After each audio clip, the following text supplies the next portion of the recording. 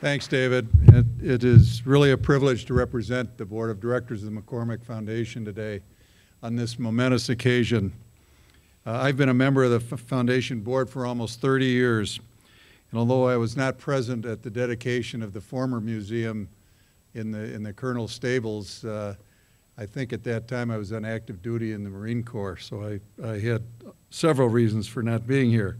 But I attended many board meetings there in the years after. We held them right in the museum.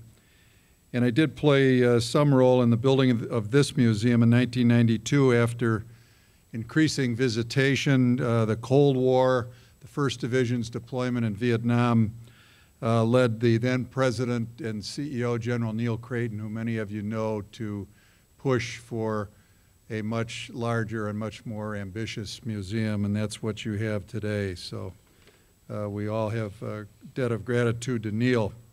Now, having a museum in the first place, the old one, so to speak, was the vision of a gentleman named Arthur Schmoen, who ran the Tribune operations in Canada, and he had fought at Cantigny with Colonel McCormick, and I believe he was his adjutant there, and he understood probably more than anyone what the 1st Division meant to Colonel McCormick. So at the original museum's opening 50 years ago, Schmoen said that it was created to remind us and all Americans of the outstanding traditions of the oldest combat division in the Army, the Big Red One.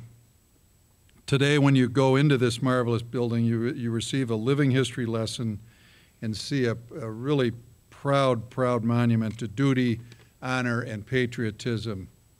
So on behalf of our board and as Paul mentioned, Jim Dowdle, Scott Smith, and Don Wycliffe are here today, and Dennis Fitzsimons, our chairman, who couldn't be here. He's out of town. I'd like to thank all of the people who've made this museum possible. Those who work here, those who volunteer here, have made this a very dynamic place. Paul Herbert, of course, today, and he mentioned and introduced Colonel John Votaw, who led this for many, many years. The staff, the volunteers, they're really all responsible for the success that we have today. So I say thanks to all of you on behalf of the board for what you have done so well. So in conclusion, happy 50th anniversary to the museum, and here's to many, many more.